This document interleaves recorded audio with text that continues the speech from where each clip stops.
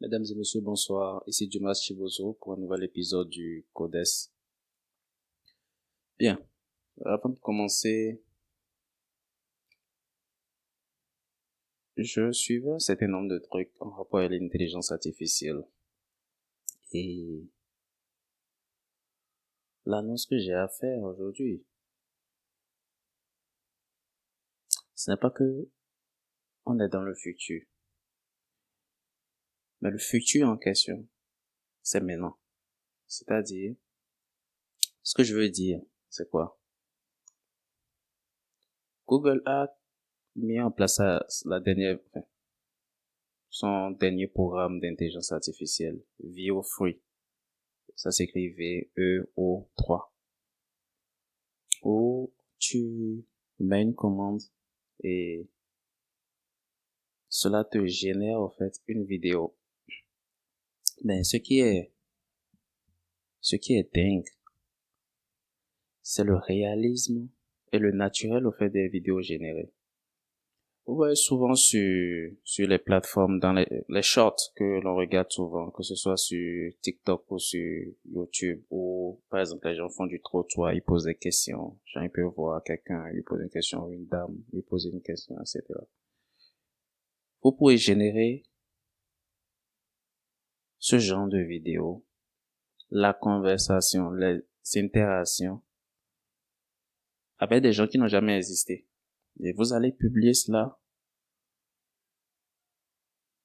on penserait que le scénario a vraiment eu lieu. C'est totalement différent du deepfake.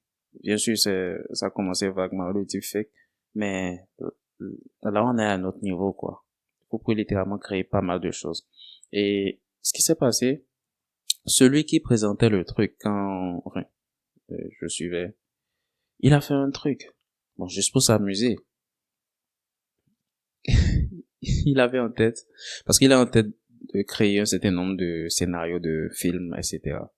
Et donc, il dit, ok, il met dans la commande, genre des nonnes, non, des sœurs religieuses, d'accord, genre à la John Wick, dans la rue de New York, d'accord, et voilà, et qui, tac, tac, tac, quoi. Ouais.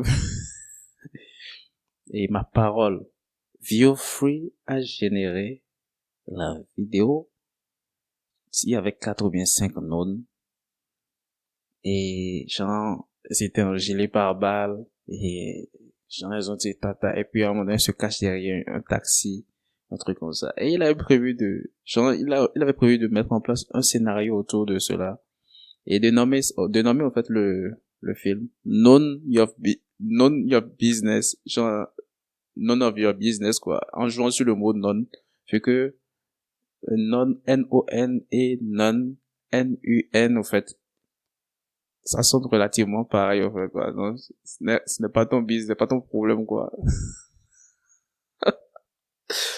Non, mais il y a des gens qui manquent pas d'imagination. Et donc, ce serait non your business, en fait. Et, non, c'était juste, c'est juste impressionnant, en fait. C'est juste impressionnant. Et pas juste, en fait, ce n'est pas juste les contenus, genre, disons, humains, qui, qui sont impliqués. Vous voyez le genre de scénario à la Disney, à la Pixar et consorts. Ils ont réalisé au fait il y avait un petit scénario de vidéo comme ça à la James Bond, mais avec des animaux en anime. Et c'était top à regarder. Il y avait aussi le générique, etc. Voilà, le début de James Bond, les cercles viennent, il y avait la chanson, et c'était juste fantabulous. C'était impressionnant en fait, et c'est dingue parce que le nombre de trucs que ça va changer, ou du moins ce que ça change, c'est énorme. C'est-à-dire que avant la barrière d'entrée, ce qui s'est passé dans le milieu de la musique au cours de ces fin dernières années va se passer beaucoup plus rapidement en fait dans le domaine du cinéma, de la production audiovisuelle, enfin oui, disons-le comme ça, mais du cinéma surtout. Et c'est quoi? Ouais, pendant longtemps en fait les gatekeepers dans le domaine de la musique, les tenants, en fait, de la chose, c'était les studios, les labels, d'accord? Et donc, tu pouvais pas, éventuellement, avoir de la visibilité, de la notoriété sans les labels parce qu'ils avaient aussi les contacts avec les radios, etc., etc. Puis, éventuellement, avec le temps, avec YouTube et puis les différentes plateformes, et aujourd'hui avec la réalité virtuelle, tu peux produire ton truc du confort de chez toi, faire un montage vidéo et mettre ton truc en accès disponible en fait sur le net et éventuellement vendre directement en fait tes sons ou tout au moins te faire découvrir directement sur internet plutôt que d'aller voir quelqu'un pour son label. Il te dit non, ça ne va pas, tu es obligé de faire le tour de label par label en fait. Aujourd'hui, tu publies un truc, tu es bon, tu as, disons, une chaîne YouTube et tu mets ton contenu. Si tu es bon, tu te fais appeler tout de suite. Et c'est relativement le même truc qui s'est passé dans le domaine de l'écriture aussi, où pendant longtemps, c'était les gars là, comment on appelle-t-on les gens ça? Lorsque tu écris ton bouquin, ceux-là comment je vais oublier le terme là, c'est pas les auditeurs. Bref, ça va me revenir. Lorsque vous écrivez votre bouquin, les éditeurs, voilà, les maisons d'édition, je dis auditeur, éditeur. La maison d'édition, dans le domaine de l'écriture, en fait, c'était les maisons d'édition qui étaient relativement des gatekeepers. C'est-à-dire, tu ne rentres pas dans le secteur sans passer par ces derniers. Et ce qui fait que beaucoup d'œuvres ont été rejetées, à tort ou à raison. Mais bon, voilà, quoi. Mais le fait est que, avec Internet, les gens se sont retrouvés à publier beaucoup de trucs en auto, publicateur, en autopublication. Les gens se sont retrouvés à publier beaucoup de trucs. Et il y a beaucoup de trucs qui ont été faits en autopublication qui sont devenus des best-sellers. À savoir l'histoire, là, les 50 nuances de Grey. Et un certain nombre de trucs, en fait. Il y a un autre bouquin dont le nom est en train de m'échapper. Enfin, l'histoire est bien connue. Mais c'était en autopublication, en fait. Que ça a pris, en fait. Il y a pas mal de trucs que le développement, en fait, de la technologie a permis disons, de démocratiser un certain nombre de choses. Et je pense que pour le monde du cinéma, ça avait commencé timidement parce que Robert Rodriguez, celui-là qui a produit, réalisé, c'est un producteur-réalisateur. Beaucoup de gens ne connaissent pas le nom. Je crois que j'en ai déjà parlé j'ai parlé de lui lors d'un épisode. Et on ne connaît peut-être pas le nom, mais pas mal de personnes connaissent Desperado, Sin City, El Mariachi. Voilà, oui, l'homme derrière tout ça. Voilà. Robert Rodriguez, lorsqu'il réalisait El Mariachi, et il n'avait pas grand sou, il avait moins de $10,000. $10,000, en réalité, ne peut pas faire un film. Et on est dans les années, je crois, 80, début 90, un truc bizarre comme ça. Je sais pas exactement c'est quoi les années, d'accord. Mais on est dans le siècle précédent, quoi. Et mais il a réalisé ce truc-là avec moins de $10,000. Et lui-même le raconte, avec les moyens de bord, en fait. Il jouait relativement tous les rôles. Gardait la caméra, faisait l'éclairage, etc., etc. Un budget super étroit, parce que c'est tout ce qu'il pouvait se permettre, en fait. Et il a fait $2 millions avec cela. Et c'est comme une étoile filante, en fait, dans le monde du cinéma. C'est le genre d'événement qui n'arrive pas souvent, en fait, dans le monde du cinéma. Ce genre de profil d'individu. Bien entendu, quelques années après, les réalisateurs de Saw, de la saga Saw, je ne sais pas pour les autres épisodes, mais le premier Saw a été réalisé avec un budget quasi inexistant.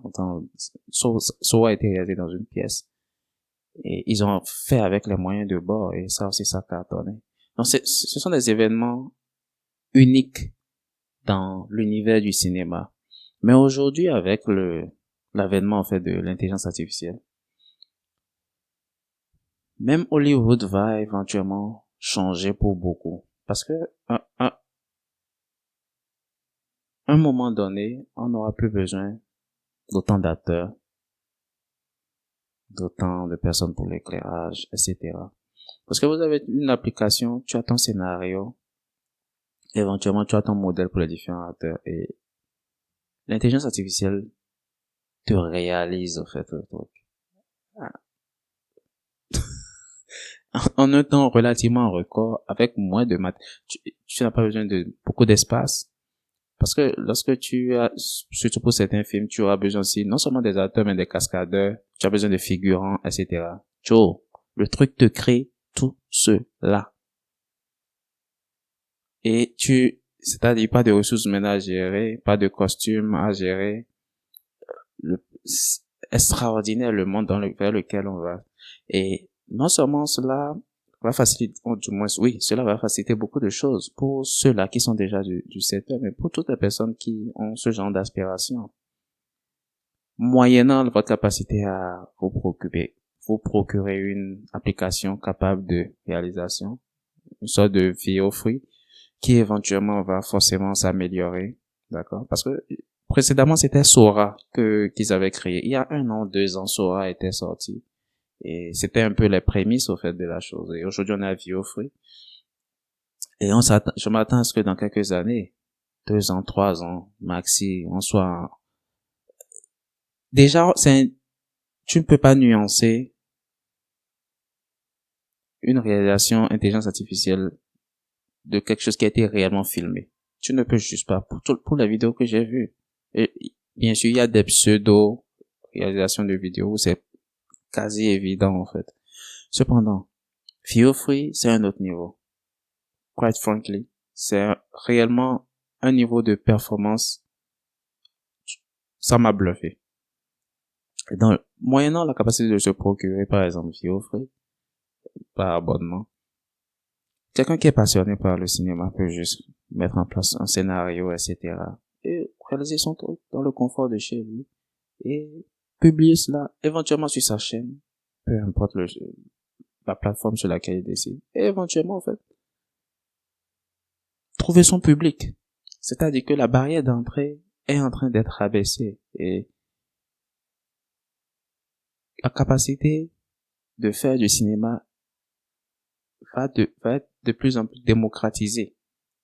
C'est vers ça que l'on va. C'est vers ça que l'on va. Et ce n'est éventuellement pas le seul usage, en fait, qui va être fait de cette technologie. Et c'est tant mieux.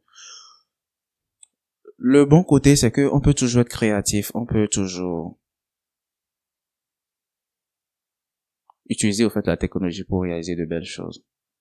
C'est le bon côté de la chose, mais c'est super bluffant. Et pour ceux qui sont en train d'apprendre de ma bouche, au fait, ce truc, allez-y faire juste un tour, regardez les quelques vidéos qu'il y a sur le net en rapport avec ça.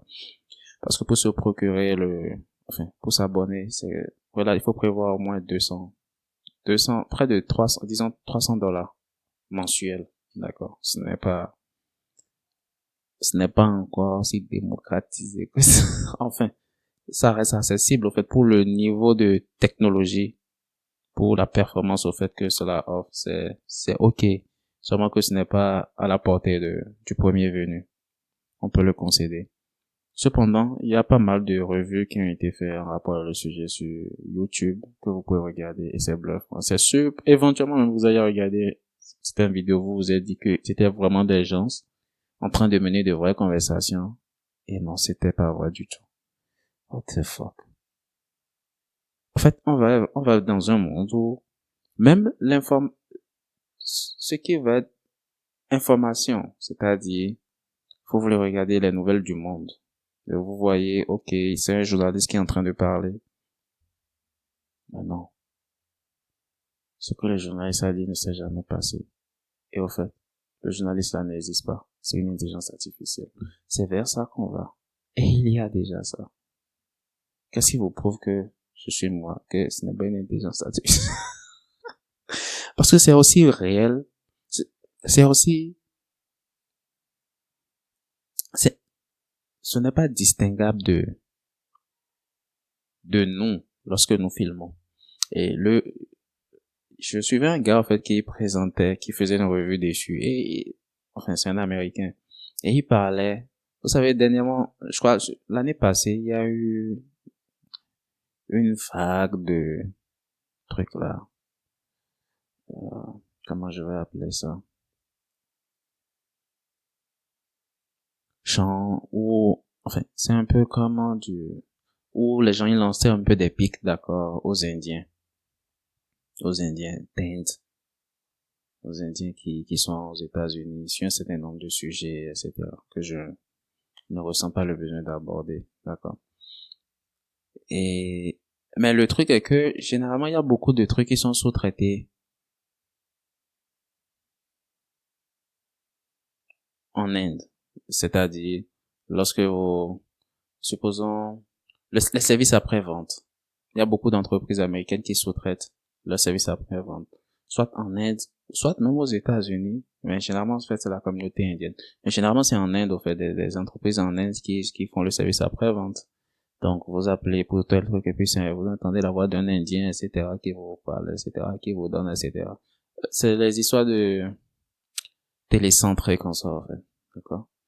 Et donc, le gars, il expliquait, il disait, après avoir regardé un certain nombre de vidéos, d'avoir fait un certain nombre de revues, enfin, pendant la revue sur Vio Free, après avoir montré un certain nombre de vidéos, il dit que viendra un moment où vous allez vous sentir heureux, reconnaissant d'entendre la voix d'un vrai Indien à l'autre bout du fil, jusqu'à pouvoir le sentir son odeur. Oh la mauvaise blague. Mais juste pour dire que le monde est en train de prendre une allure où beaucoup de choses vont changer, les choses vont changer très vite. Parce que le futur que l'on croyait venir est déjà maintenant. C'est juste que, pour la plupart, nous sommes en retard, en fait. C'est-à-dire que nous sommes en 2025, mais beaucoup sont encore bloqués en 2008. Littéralement, en fait. Pourquoi je le dis 2008? Ça peut sembler exagéré. Mais, je suis sûr que, enfin, nous sommes en Afrique francophone. Il y a beaucoup de gens qui ne savent pas qu'il y a des voitures électriques. Vous direz non, mais si, mais non, ouais, non, vous êtes lettré, voilà, vous vivez c'est des choses que vous savez parce que vous êtes souvent sur le net, etc. Qu'il y a des voitures électriques. Il y a des gens qui ne savent pas qu'il y a des voitures électriques qui peuvent rouler toutes seules. Vous vous asseyez côté non-chauffeur, tu programmes et ça t'emmène où tu veux. Et pourtant, c'est le genre de truc qui existe il y a pratiquement 10 ans, sinon un peu plus. C'est-à-dire, c'est à ce point que la majorité des gens sont en décalage par rapport à ce qui se passe réellement dans le monde.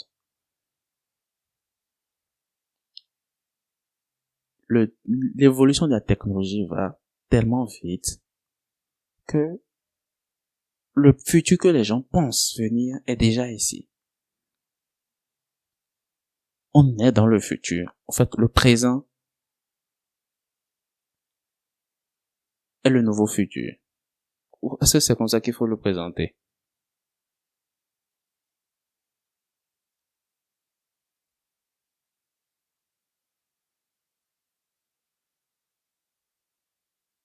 Est-ce que c'est le présent, le nouveau futur, le futur, le nouveau présent? Anyway.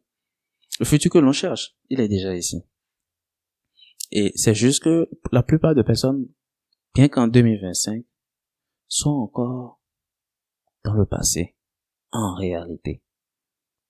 Parce que soit tu es dans ce futur, soit tu es dans le passé. Et ce futur, c'est maintenant, c'est ça qu'on appelle le présent. En réalité, il y a même plus de futur, parce que le futur, c'est au jour le jour, c'est un jour, c'est tous les jours le futur maintenant. Chaque présent est un nouveau futur. Parce que chaque jour, tu apprends que non, ok, il y a telle chose qui a été créée, qui change le monde, au fait. C'est, hallucinant. C'est extraordinaire, en fait, l'évolution. L'allure à laquelle les choses évoluent.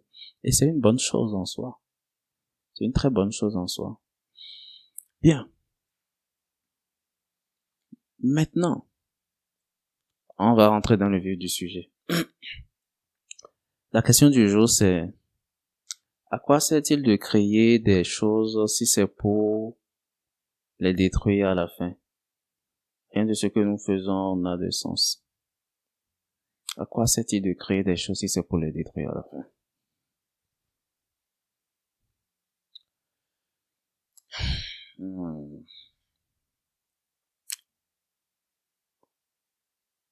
Rien ne se, rien ne se crée, rien ne se perd, tout se transforme. C'est pas tellement approprié au contexte, mais ça va donner une certaine direction à ce que je veux dire. En réalité, nous créons des choses, mais nous détruisons rarement. Nous détruisons rarement. Tout au long de l'histoire de l'humanité, nous avons créé différentes choses. La technologie a pris différentes formes. Que ce soit, peu importe le secteur, que ce soit dans le domaine de la santé, que ce soit dans le domaine de la communication, que ce soit dans le domaine des infrastructures, que ce soit dans le domaine de l'armement, c'est-à-dire dans le domaine militaire. La technologie a évolué sur les 10 000 dernières années, sur les 100 000 dernières années. La technologie a juste évolué. L'homme a fait évoluer la technologie. Ce qui se passe, c'est quoi? Lorsque vous créez quelque chose, lorsque vous l'améliorez, vous arrêtez de produire l'ancienne version. Vous ne détruisez pas l'ancienne version. On n'a pas besoin de détruire l'ancienne version. On peut recycler, au fait, les choses qui restent, mais on ne détruit généralement pas. Un exemple simple. Pendant un certain nombre de temps, les déplacements se faisaient par chevaux, d'accord, avec des carrosses, etc. Mais nous avons gardé toujours cette même culture. Nous avons toujours des chevaux. Cette fois-ci, c'est à l'intérieur du capot. Ça s'appelle un moteur. Mais on n'a pas détruit les chevaux, les réels chevaux pour autant. Les anciens carrosses ont juste arrêté d'être produits. Et ce qui était produit, qui était là, c'est du métal. Ça a juste été recyclé. Ça n'a pas été, pour ainsi dire, détruit. Tu ne peux pas réellement détruire une technologie. Tu peux juste arrêter de la produire au profit d'une nouvelle forme de technologie. Et c'est ce que nous avons fait. Et c'est ce qui a permis que le monde soit ce qu'il est. Voilà pourquoi nous ne nous encombrons pas de choses inutiles, c'est-à-dire en rapport avec notre époque. Sinon, on serait encore en train de se balader. Bien que nous avons des armes sophistiquées pour éliminer les gens, nous avons des revolvers, nous avons des Winchester, des Glock, peu importe la marque d'armes à feu. On serait encore en train de se promener avec des épées, c'est-à-dire avec des flèches, etc. Juste parce que, ok, on a décidé de s'encombrer et voilà, non. Les choses évoluent et on arrête de produire ce qui n'est plus nécessaire et c'est ok. Parce que les choses sont supposées juste se passer comme cela. Quelle que soit l'époque du développement de l'humanité, nous avons réalisé des choses. Nous avons mis en place un nombre de technologies dans le domaine de l'agriculture, etc., etc. Mais lorsqu'on découvre mieux, nous utilisons ce qui est là. Et nous le transformons. Et du coup, ce qui était là arrête d'exister et seulement la nouvelle version existe.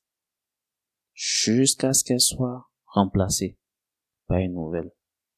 Et si on peut dire la destruction est implicite, mais ce n'est pas une réelle destruction, c'est juste un arrêt de création, en fait, de multiplication de l'ancienne technologie, un arrêt d'existence, en fait, de l'ancienne technologie. C'est juste une transformation. Et c'est un processus qui est inhérent à la vie. Tout change. La seule chose qui ne change pas, c'est que tout change. Et de ce point, c'est la raison pour laquelle, écoutez, nous ne restons pas bébés toute notre vie. Nous changeons, nous grandissons. On ne détruit pas l'enfant qu'on est. L'enfant qu'on est change et devient un adulte. Change et devient un adulte. La technologie, c'est pareil. Les choses vont passer par différents stades. Et l'humain, dans sa façon d'évoluer, va faire passer les choses autour de lui par différents stades, suivant les besoins. Et les besoins ne sont pas les mêmes partout. La technologie n'évolue pas de la même façon partout, parce que les besoins ne sont pas pareils. Mais quand le besoin se fait savoir, la technologie s'adapte pour répondre aux besoins. Mais actuellement, pour dire vrai, nous évoluons dans un monde où de plus en plus, c'est la technologie qui crée le besoin, en fait. En fait, elle règle tellement de problèmes, qu'elle règle même des problèmes à venir, des problèmes qu'on ne savait même pas qui existaient, ou elle règle des problèmes. En fait, à certains niveaux, la présence de la technologie même fait que si on se met dans la position de ne pas vouloir l'utiliser, c'est là que le problème apparaît. C'était jusque là, il n'y avait pas de problème. Et si jamais on se retrouve à ne pas l'utiliser, ok, là, on risque de se trouver dans des situations. Donc, l'évolution, la création, la créativité, l'évolution, quand on dit technologie, je ne parle pas forcément de gadgets. Quand on dit technologie, c'est tout processus qui permet en fait de faire évoluer un domaine de l'existence de l'homme dans la construction. C'est avant, la construction avec du ciment, etc. C'est une forme de technologie. Lorsque, au Japon, ils construisent des immeubles, ils n'utilisent pas la même forme de technologie que lorsque, par exemple, aux États-Unis ou chez nous en Afrique, nous construisons des immeubles, etc. en acier. Puisque eux, par exemple, ils ont souvent des histoires de tremblements de terre. Et il y a quelques années, il y a au moins 10 ans, si j'ai bonne mémoire, j'avais suivi un truc où ils expliquaient. En fait, au lieu d'avoir des barres fixes, solides, dans les bâtiments, en fait, parce que normalement c'est ce qu'il faut, ils ont le système de construction qu'ils avaient mis en place était tel que lorsqu'il y a un tremblement de terre, lorsqu'il y a un séisme, en fait, le bâtiment oscille légèrement. Le bâtiment va osciller. Vous imaginez un bâtiment qui oscille? C'est pas supposé faire ça. Hein. Et ils ont fait le truc de façon à ce que, en fait, les ondes sont aspirées, d'accord, et réparties. Et disons que ça passe à travers, quoi, sans que le bâtiment ne prenne coup. Parce qu'en temps normal, le bâtiment devrait juste s'effondrer. Mais là, c'est un exemple en fait de technologie que nous ne verrons pas chez nous. Parce que nous n'en avons pas besoin. Le besoin n'existe pas. La technologie, l'évolution répond à un besoin. L'évolution répond à un besoin. Et le moyen que nous utilisons pour répondre à ce besoin, c'est la technologie. La technologie, nous l'adaptons, c'est la technologie, la science technique, d'accord? Nous allons utiliser, au fait, les sciences techniques, au fait, adaptées au secteur dans lequel nous avons ce besoin. Dans le domaine dans lequel s'est exprimé ce besoin. Et c'est juste ok. Et dernièrement, en fait, je suivais un truc toujours par rapport au Japon. En fait, maintenant, ils ont de nouveaux styles de construction. C'est-à-dire, la technologie, là, a évolué et il y a de nouveaux trucs qui sont en train, je sais pas si c'est déjà d'actualité, mais j'avais vu une maquette de la chose et c'est un peu comme si je disais que vous avez,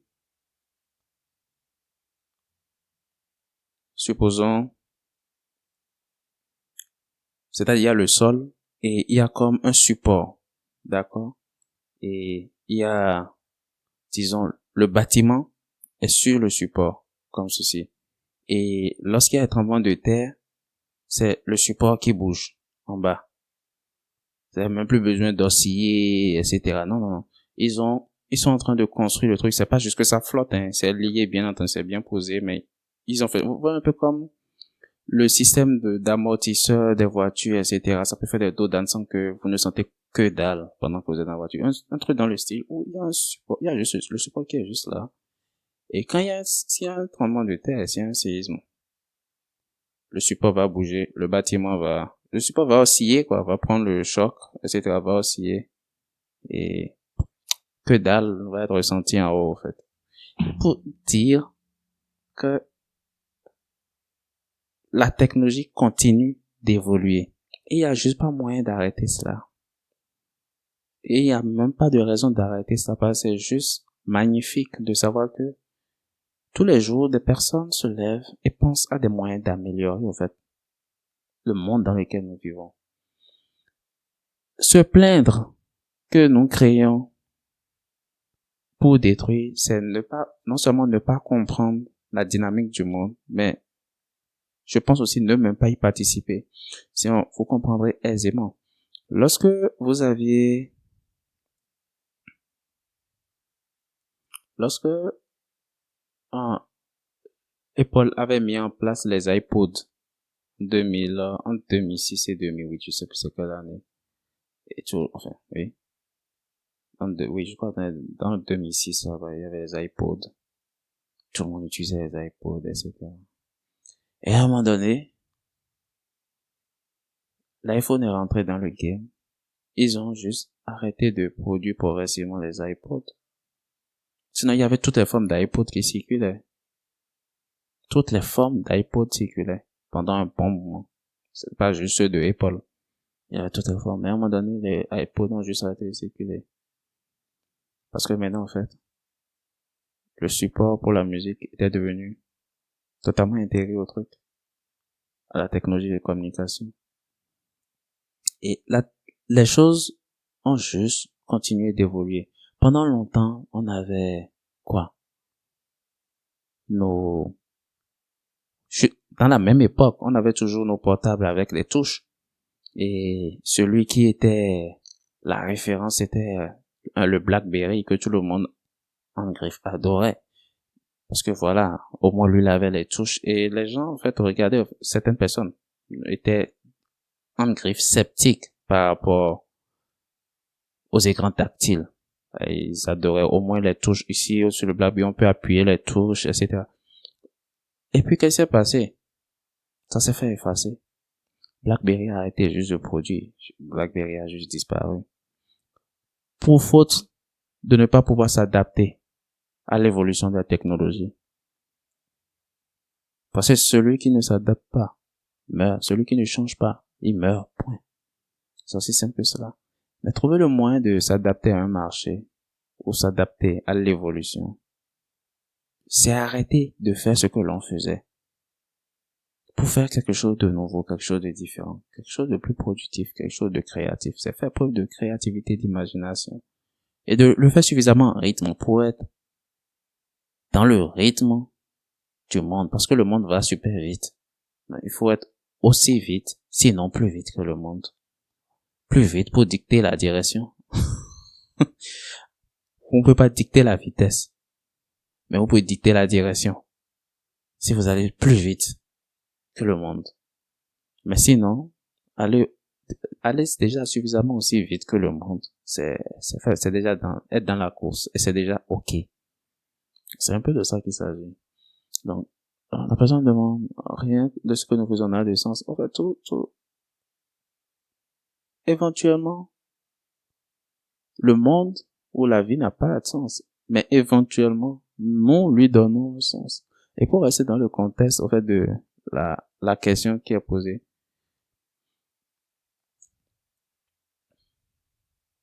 le monde a le sens que nous décidons de lui donner. Et le monde a bien ce sens-là, parce que c'est celui-là que nous avons choisi. Évoluer,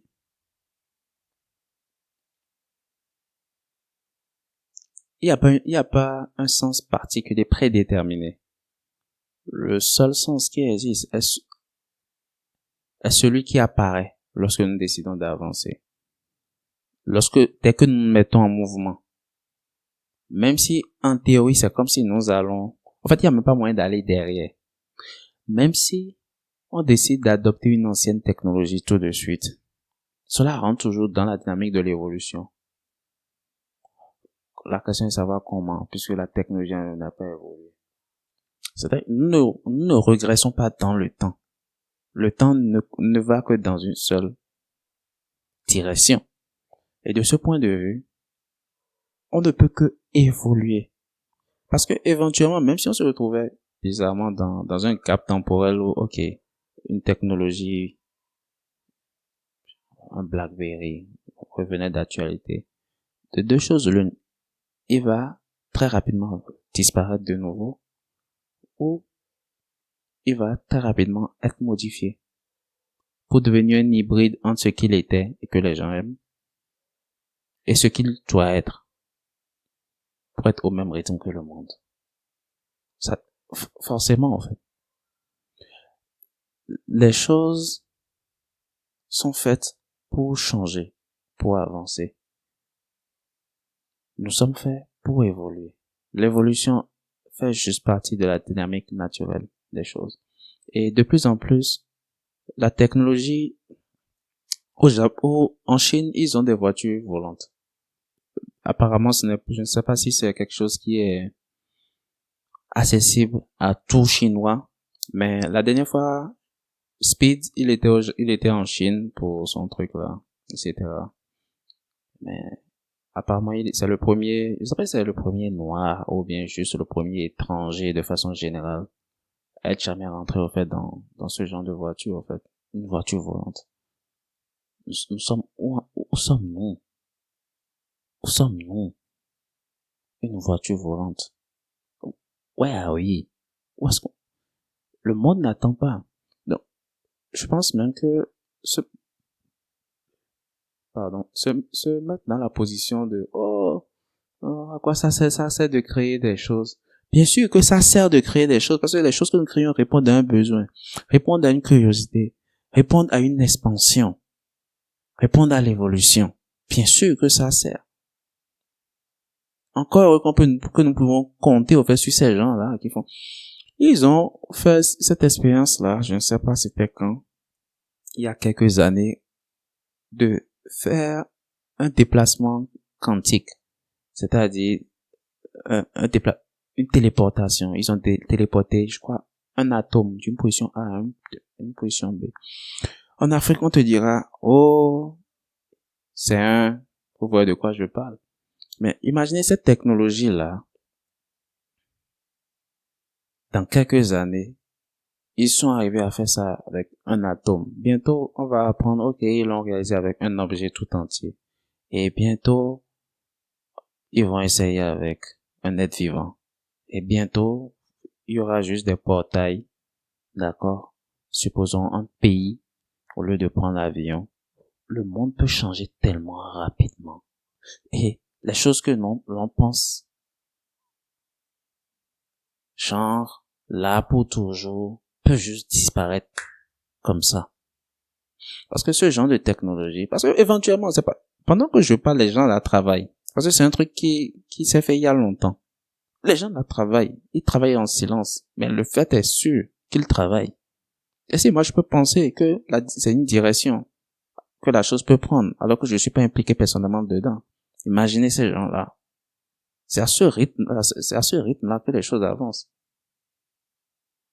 C'est à ce rythme-là que les choses avancent. Donc, imaginez cette technologie, on a des portails interpays. Tu viens, tu passes par le portail, tu disparais, tu réapparais, quoi. Ça élimine beaucoup de choses en termes de temps, en termes de, quoi, personnel pour truc là. D'accord? Pour faire voler un avion, il faut les nourrir, etc. Il faut, quand vous prenez votre avion, il faut vous nourrir encore, etc. Il faut, comme le bon bétail, etc. Non. Beaucoup de choses peuvent juste changer comme ça. Ça change l'allure du monde. C'est-à-dire, vous allez regarder le ciel et n'allez plus vous attendre à voir. Le mot avion risquerait même de disparaître du vocabulaire. Aussi brusquement que le mot carrosse. avec chevaux, juste comme ça. Ça risquerait ce genre de tech. Et éventuellement, je ne sais pas en quelle année, éventuellement, parce que s'ils ont, qu'est-ce qu'ils avaient en tête jusqu'à réaliser ce truc-là de téléportation d'un atome? Qu'est-ce qui les a poussés à penser que c'est possible, à faire des recherches sur un compte, jusqu'à mettre en place une technologie qui est capable de le faire pour un atome, etc. Et qu'est-ce qui nous fait croire qu'ils vont juste s'arrêter en si bon chemin? Pour moi, c'est une très bonne nouvelle, parce que ça ouvre des perspectives. DHL, vous voyez les compagnies là, UPS, etc. Ce sont des compagnies qui vont se retrouver à disparaître. Il y a ce truc-là que les gens disent qui existe chez nous, où, genre, non pas les gens disent, ça existe vraiment. C'est-à-dire, vous avez une bouteille et la personne fait rentrer dans la bouteille un cadre de photo. Comment, ne me demandez pas, j'en ai absolument aucune idée. La bouteille est intacte, elle n'est pas coupée, non, on n'a pas plié, c'est pas une photo juste. Ouais, une photo, le cadre c'est solide. Ils ont leur façon de faire, ils font ça. Et je causais une fois avec mon père. Une fois, on était en voiture, on était juste tous les deux, on discutait d'un certain nombre de choses. Et je lui disais, mais attends, que ce truc-là, c'est d'imaginer, au fait, la poste autrement. C'est-à-dire, si quelqu'un peut faire disparaître un objet d'une position A pour le faire apparaître à une position B, parce qu'il ne l'a certainement pas mis par le trou, au fait, de la bouteille. Donc, ils ont juste le mécanisme. Les gens, les vieux de chez nous, ils ont juste leur façon de faire la chose. Donc, imaginez un peu tout simplement ce même truc. Ils ont juste fait disparaître d'une façon ou d'une autre le truc de là dans la bouteille. Et je lui disais, genre, d'imaginer le même processus où, genre, peut-être, éventuellement, tu as une caisse chez toi et je veux t'envoyer peut-être un bouquin. Je vais pas tu es à l'autre bout du monde, je vais pas t'envoyer. C'est DHL, des histoires comme ça, où tu trouves un GP. Maintenant, je ne vais pas me casser la tête. Tu as une caisse chez toi, j'ai une caisse chez moi. Je mets le bouquin dans la caisse chez moi. Tu ouvres la caisse chez toi, elle est dans la caisse chez toi, tu la prends instantanément. Et il m'a regardé. Et il a continué à conduire. Il y avait très peu de mots qui sont sortis de sa bouche. Parce que, en fait, sur le coup, il s'est rendu compte. Et, bien entendu, on a continué à discuter. Mais en fait, l'idée, c'est qu'il s'est rendu compte que, mais oui. En fait, c'est voir les choses d'un point de vue pratique, d'un point de vue principiel. Tu vois le principe derrière et les différentes façons d'application et une bonne façon, en fait. Et la bonne façon, en fait, de voir les choses et d'avancer. Sans superstition, en fait. Sans croyance, sans superstition. Parce que, après tout, il y a des principes universels qui expliquent certaines choses. Et la réflexion que je me fais, ce truc-là que les vieux de chez nous font, et qui va être considéré mystique, l'homme blanc est en train de faire pareil. Mais c'est appelé scientifique. C'est la physique quantique. D'accord? On fait disparaître un atome d'un point A à un point B. La même technologie va nous être vendue dans quelques années, je ne sais pas, 10, 20, 30 ans, pour nous déplacer même en entier, éventuellement. Et on va applaudir ça. La même technologie existe sur ce continent. Et qu'est-ce qu'on en fait? Que dalle. Au fait, parce que, éventuellement, même si les gens s'en rapprochent maintenant, l'idée c'est de faire des recherches pour voir, en fait, dans quel domaine telle chose est applicable et faire évoluer la technologie. Donc, ça demande, en fait, une méthodologie scientifique, une approche scientifique. Qui dit scientifique, il ne s'agit pas de parler français, etc. Non, il ne s'agit pas forcément de formule, mais c'est une approche méthodologique, d'hypothèse, d'accord, d'expérience, de résultats, etc. Jusqu'à trouver la formule qui marche, comprendre les éléments nécessaires, le principe derrière, etc., etc. Bref, c'était la petite parenthèse par rapport à ce truc-là. Pour dire que, d'une façon ou d'une autre, pendant que d'autres décident d'attendre, il y a ceux qui attendent, il y a ceux qui critiquent, et il y a ceux qui le font. Ceux qui font. Ceux qui font, c'est eux qui font tourner le monde. Et dernièrement, j'aurais appris que le CERN, le centre qui est, je crois que c'est en Suisse, hein, le CERN, CERN, ils sont arrivés à transmuter le plomb en or. J'ai pas lu l'article. Je devrais le lire. J'ai juste vu le titre de l'article. Et si c'est vraiment effectif, ma parole, que les choses vont vite.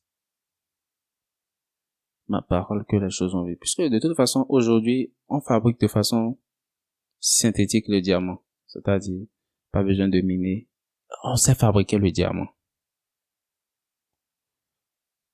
CERN, plomb en or. C'est bien en Suisse.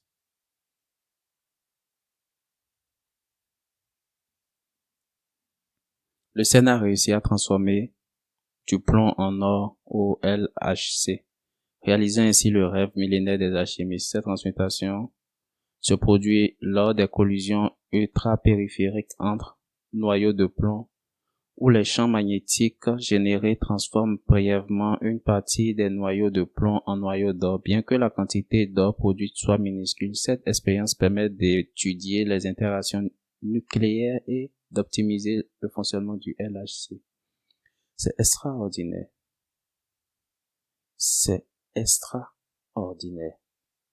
Bienvenue dans le futur. On va appeler ça de la science. D'autres vont appeler ça de l'alchimie. Après tout, quelle différence ça fait, la façon dont c'est appelé? Moi, j'appelle ça de l'évolution. Et c'est fantastique. C'est juste magnifique. Donc oui, l'humanité va toujours créer des choses et il y a de quoi s'émerveiller. Ce qui a de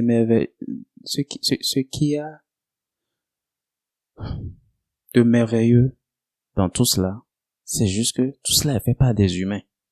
C'est-à-dire, nous, humains, réalisons l'impensable. Nous, humains, réalisons l'impossible. Et c'est fantastique, c'est splendide. Alors plutôt que de rester là à se poser des questions qui n'ont même pas de raison d'être, à quoi sert de créer des choses si c'est pour les détruire? C'est de se mettre à l'œuvre et de contribuer au fait à cette histoire de création. Parce que c'est un honneur au fait que de faire partie de cette dynamique de l'existence où nous contribuons au monde de demain. Je nous invite à faire partie de cette histoire, à écrire l'histoire.